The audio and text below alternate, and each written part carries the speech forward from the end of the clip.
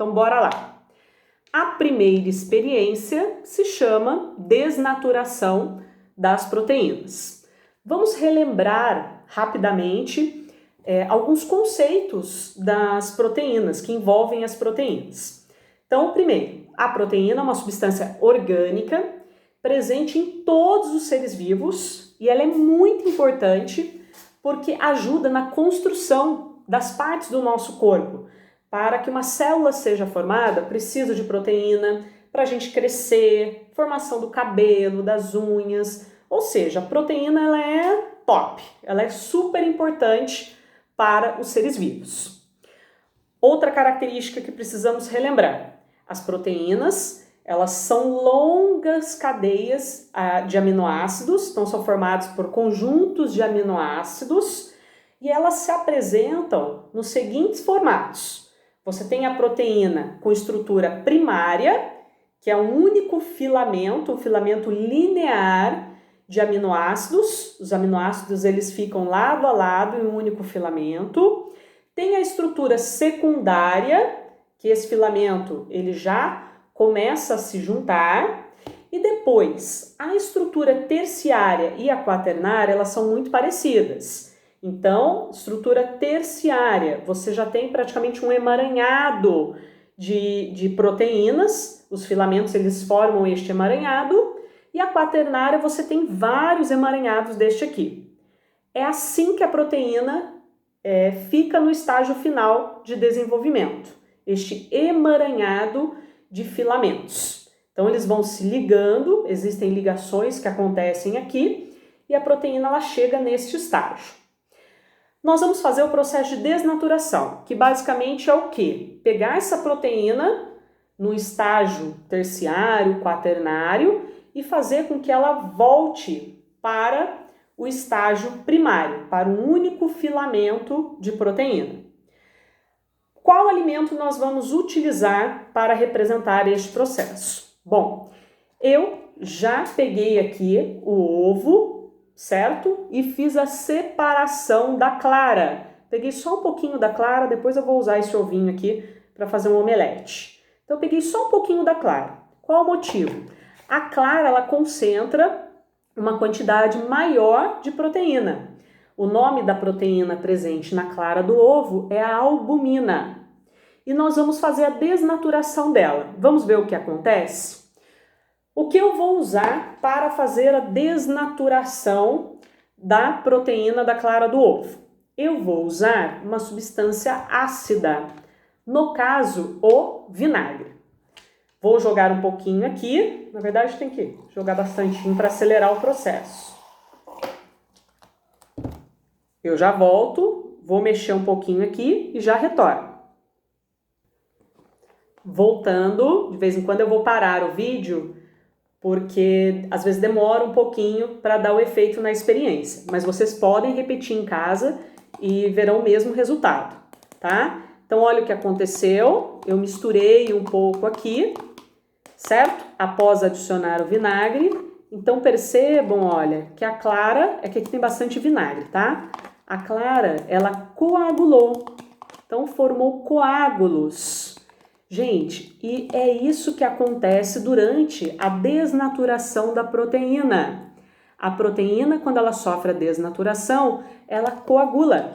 O ser humano, ele utiliza este processo em vários setores na indústria alimentícia.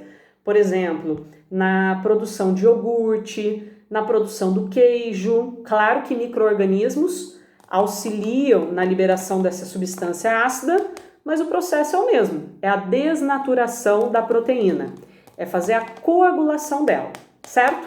Então, o que nós fizemos aqui, nós adicionamos o ácido e transformamos a proteína no estágio quaternário em estágio primário. Quando ela volta para o estágio primário, ela fica coagulada, como vocês estão observando. Olha, tem que mexer nela porque esse coágulo, né, esse precipitado, ele fica no fundo do pote, certo? Vamos para a segunda experiência agora e daqui a pouco eu volto. Voltei! Bom, então a segunda experiência, nós vamos falar sobre o processo de osmose nas células. Pro, o que é osmose mesmo? Gente, osmose é a passagem de água pela membrana da célula. Como acontece? A água, ela sempre vai migrar do ambiente menos concentrado para o mais concentrado. Concentrado do que mesmo? Concentrado de soluto, de partículas. Então, a osmose é a passagem de água pela membrana da célula, sempre do meio menos para o mais concentrado. E tem uma experiência muito comum que nós conseguimos comprovar essa passagem de água. Nós vamos, na verdade, trabalhar aqui com a osmose nas células vegetais. Então, o que nós vamos precisar? De alface, certo? Já peguei aqui. Vamos precisar de 2 copos de água, colher e o sal. Vamos ver então? Bom, então eu coloquei aqui para vocês 2 copos de água, só que em um deles eu vou colocar sal. Por quê? Eu quero deixar essa solução mais concentrada. Lembrando, nossa, enchi de sal, né? Vou colocar mais um pouquinho. Lembrando que o sal aqui é um soluto, certo? Então ele vai deixar a solução mais concentrada. Exagerei um pouquinho de sal, mas tudo bem. E no outro copo, não vou colocar nada. Então percebam que aqui nós temos uma solução mais concentrada e uma solução menos concentrada. O que eu faço agora? Vou aproveitar, não vou ficar desperdiçando muita alface, né? Então eu vou colocar alface nesse copo, vou mergulhar na solução que está mais concentrada e vou fazer a mesma coisa com esse outro pedacinho de alface. Vou colocar na solução menos concentrada. Daqui a pouco eu volto para mostrar o resultado. Então, eu deixei o experimento descansando mais ou menos 3 horas e vamos ver o que aconteceu? Bom, então essa solução, eu até marquei aqui no copo, certo? Para a gente identificar. Essa é a solução mais concentrada e essa é a solução menos concentrada. Na verdade, nós não colocamos nada neste copo. Gente, olha a diferença da folha nos 2 copos. Eu vou tirar aqui para vocês observarem. Estou sem uma pinça decente em casa, então vai a minha pinça de tirar sobrancelha mesmo. Ai, meu Deus, agora não consigo puxar. Olha o que aconteceu com a folha que ficou na solução mais concentrada, na solução com sal.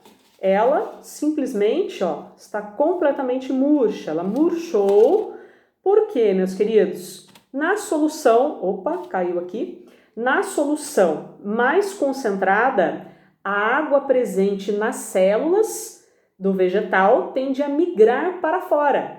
Então, quando a gente colocou na solução mais concentrada, a água presente dentro da célula do vegetal saiu, porque a tendência da osmose é essa, migrar do ambiente menos para o mais concentrado. E detalhe, né? Enchi de sal nisso aqui, estava muito concentrado. Então vejam que a folha, ela murchou. Beleza? Vamos ver agora o outro. Inclusive, vou dar uma dica para vocês. Eu faço isso na minha casa. Eu acho que até comentei com vocês na aula online, que nós estávamos trabalhando com este assunto.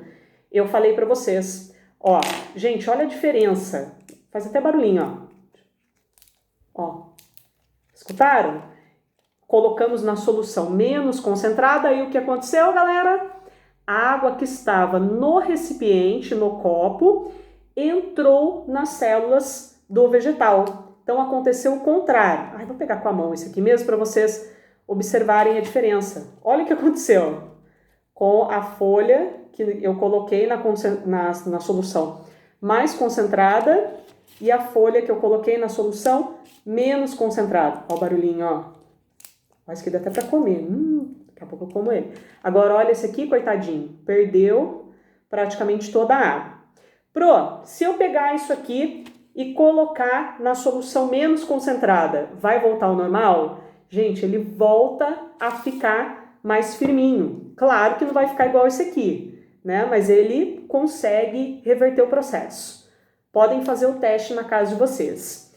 Inclusive, o que eu faço? Às vezes quando eu esqueço alface na geladeira e fica um pouquinho murcho assim, que é comum, eu faço esse processo. Eu pego uma bacia com água, sem nada, tá? E coloco ali.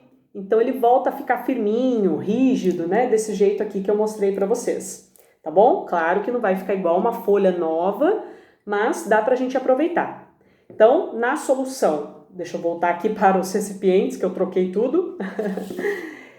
Na solução mais concentrada, certo? A água ela migra do meio menos para o mais concentrado. Então, neste caso, ó, migrou das células para o recipiente. Por isso que ficou murcho. E neste aqui aconteceu o contrário.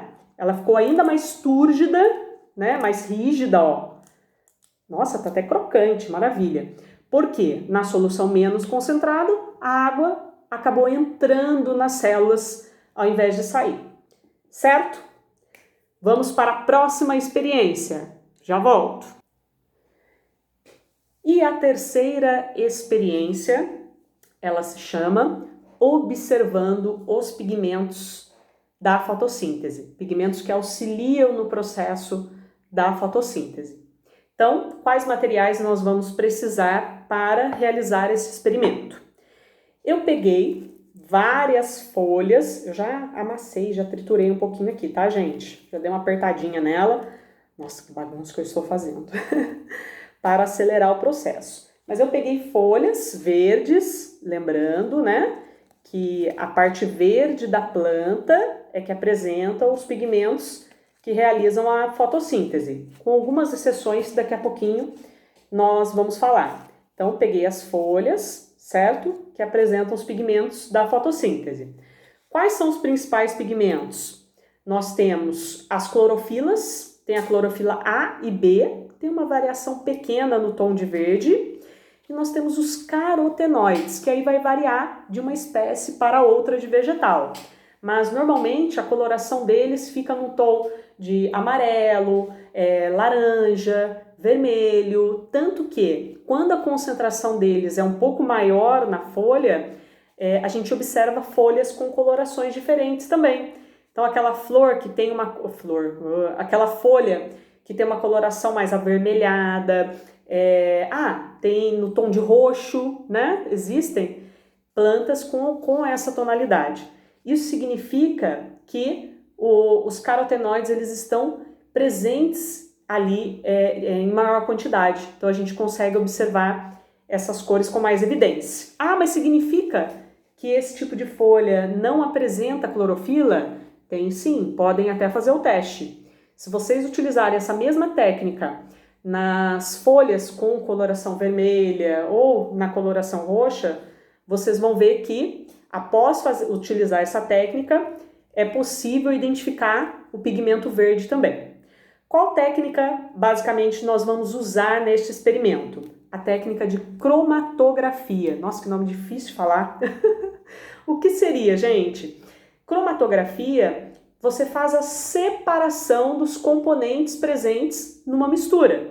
Então, você consegue separar. Isso é utilizado muito para as cores. Se você pega a coloração preta, por exemplo, e usa essa técnica, ele consegue mostrar para você todos os componentes que tem ali, todas as cores juntas que formaram aquela coloração específica. Dá para fazer no vermelho, no laranja, bem legal. Então, nós vamos usar essa técnica para identificar os pigmentos da fotossíntese nas folhas.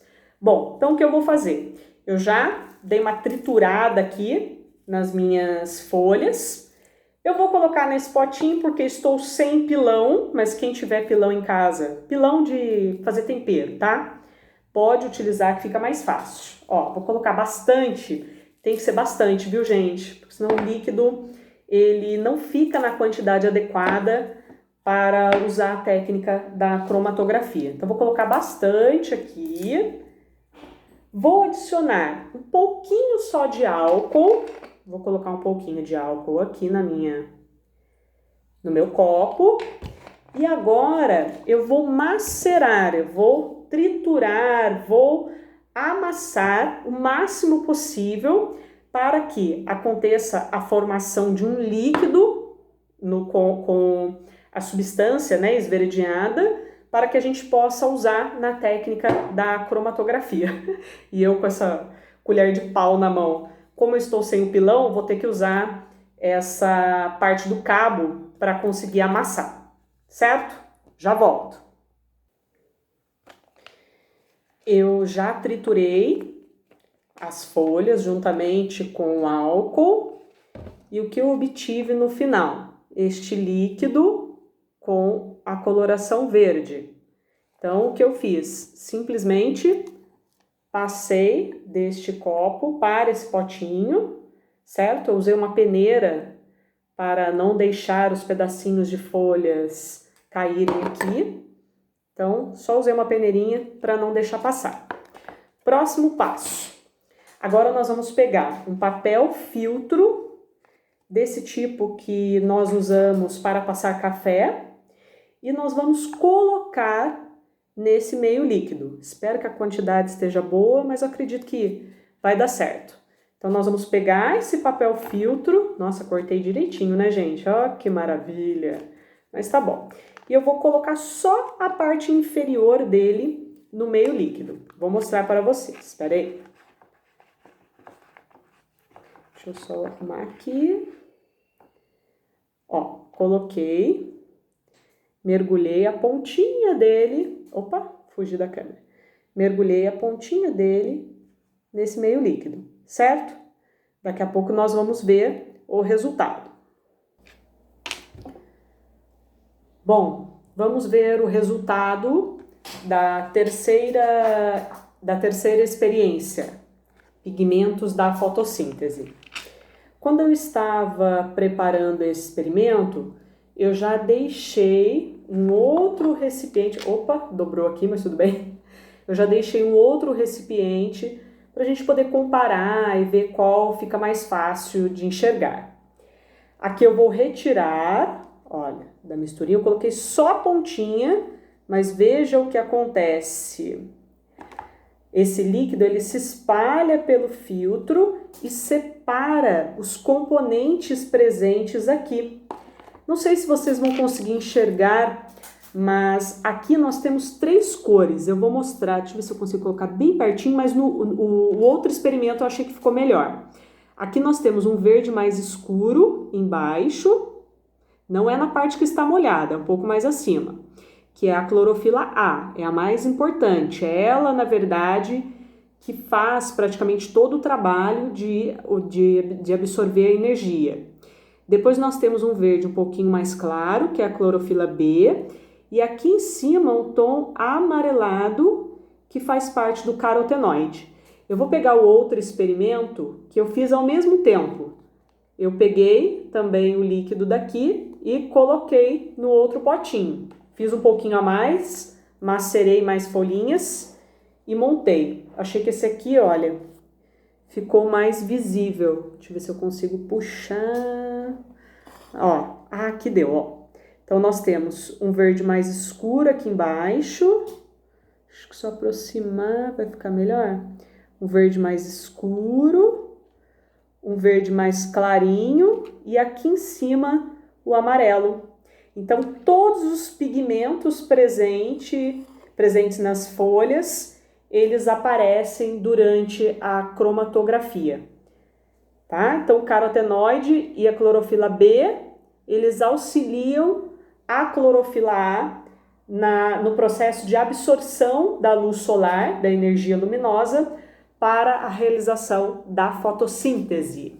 Ah, detalhe, os carotenoides são muito importantes para os seres humanos. Então, por exemplo, vou pegar um alimento aqui, alimentos ricos em carotenoides. Laranja, mamão, cenoura, que mais, gente? Beterraba. Então, são alimentos que apresentam grandes quantidades de carotenoides. E são os mesmos pigmentos presentes também nas folhas que auxiliam no processo da fotossíntese. Certo? Então, finalizamos aqui a terceira experiência. Conseguimos ver os 3 pontos. Deixa eu colocar mais pertinho. Olha lá a diferença de cores.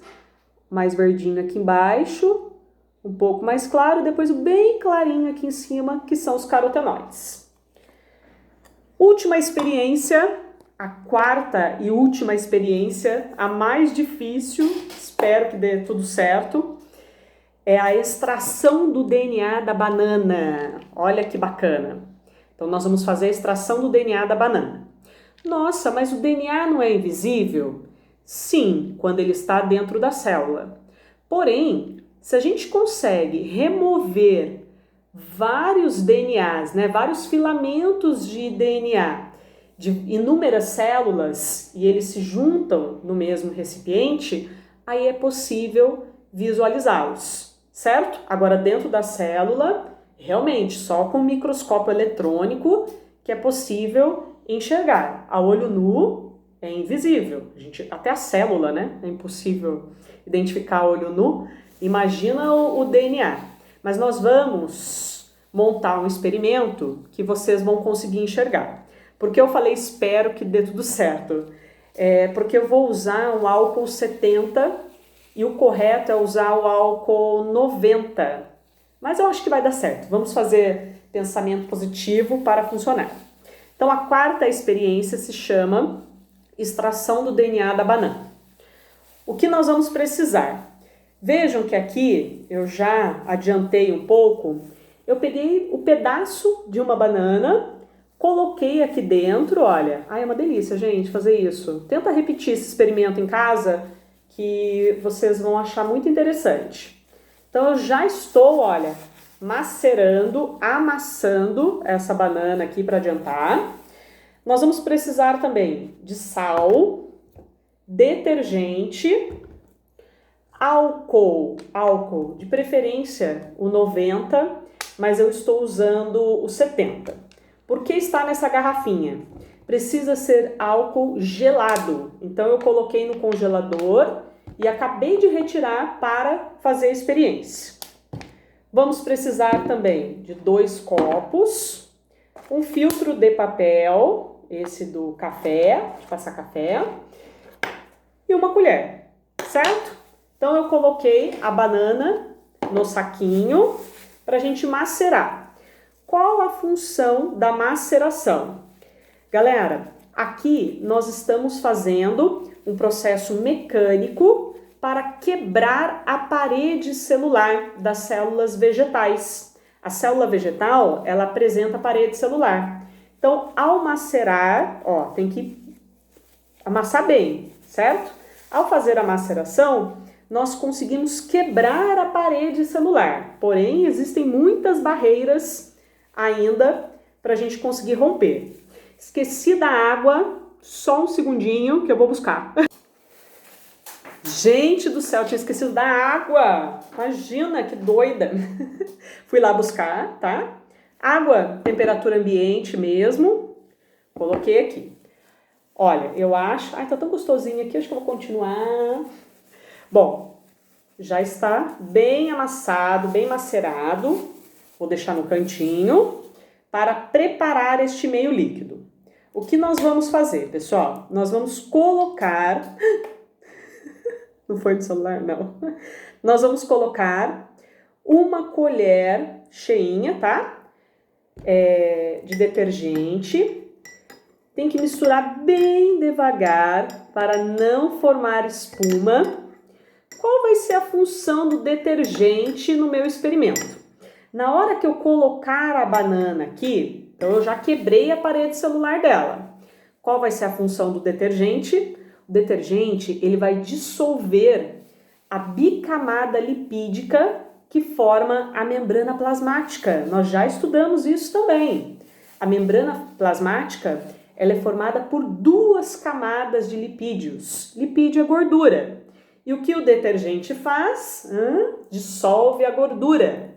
Então, essa vai ser a função do detergente no meu experimento. ok? Nós precisamos seguir todas as etapas do jeitinho que eu estou falando para que o experimento funcione. E olha que às vezes dá errado, viu? Não vou mentir para vocês, não. Vou ficar muito feliz se eu conseguir chegar no resultado correto. Porque pode ser que aconteçam erros. Eu tive que substituir o álcool, principalmente. Então, olha, eu acho que já misturei muito bem. Tá. Vou colocar a banana aqui dentro para não fazer muita bagunça. Deixa eu furar aqui o fundinho do saquinho e vou colocar a banana ali, ó. Vou espremer, tá? Colocar a banana ali dentro. Eita, eita, eita. Vamos colocar um pouquinho mais. Olha, foi. Nojento, né? Bom, agora eu vou mexer. Vamos mexer bem. E devagar. Para evitar a formação da espuma. Um pouquinho não adianta, um pouquinho vai formar mesmo. Olha, já misturei. Agora, eu vou adicionar aqui, pessoal, um pouco de sal. Qual vai ser a função do sal no meu experimento? O sal, deixa eu só colocar aqui com concentração. Ó, coloquei um pouquinho de sal. Pode ser uma colher rasa, uma colher de sopa rasa. O sal, ele vai fazer o seguinte, ele vai separar as proteínas do DNA. Então, ele consegue fazer essa separação e assim nós vamos conseguir visualizar o DNA no momento que a gente for adicionar o álcool. Nossa, por quê? O álcool, ainda mais geladinho do jeito que ele está aqui, ele é importante na identificação do DNA, porque o DNA não é solúvel em álcool.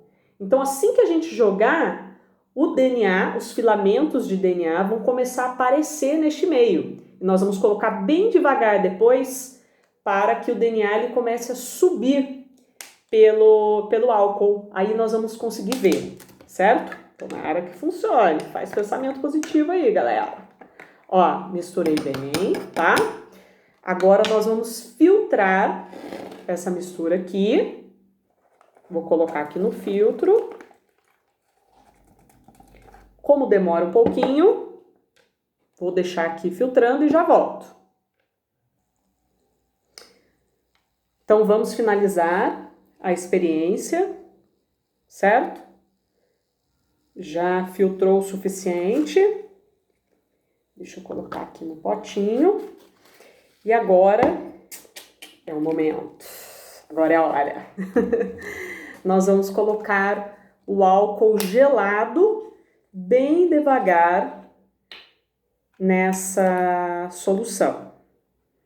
Então, eu vou colocar aqui no potinho. Gente, eu coloquei o álcool aqui para ele esfriar mais rápido, tá? Então, vamos lá. Agora eu vou colocar bem devagar. Tem que ir colocando pelas paredes do copo. E o dobro da quantidade que tem ali. Eu acho que está dando certo, hein? Deixa eu ficar aqui mais pertinho pra gente observar. Já começou a subir? Ainda não. Vamos colocar um pouco mais. Tem que começar a subir os filamentos ali.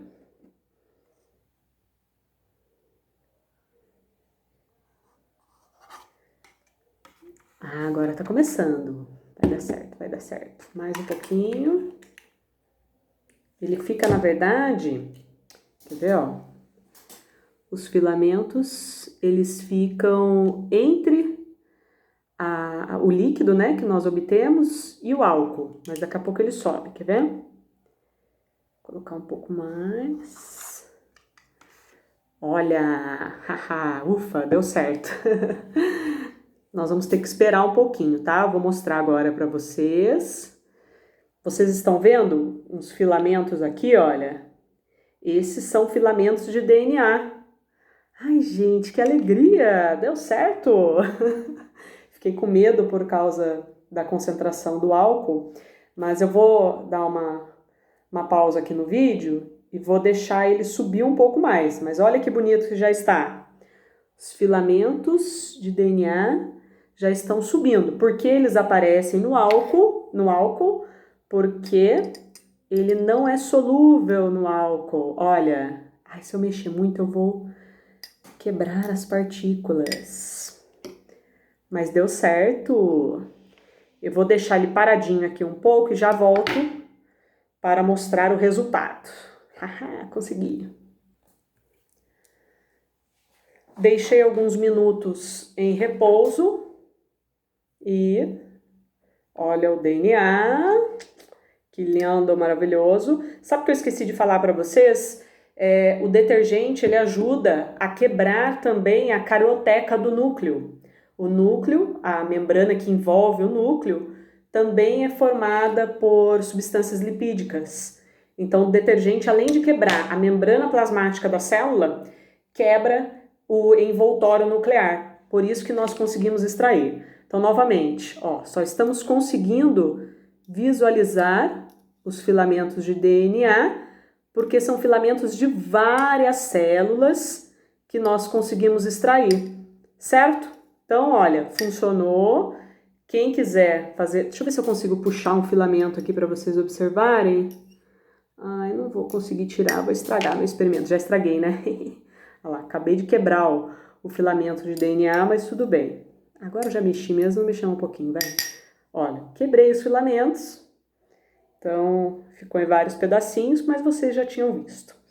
Então, meus queridos, é isso aí. Conseguimos extrair, ok? Então, com álcool 70 funciona também. Eu nunca tinha feito com álcool 70, mas deu certo, tá? Então, agora peço a vocês que respondam as questões referentes às atividades práticas que eu mostrei para vocês. Espero que vocês tenham gostado e fui!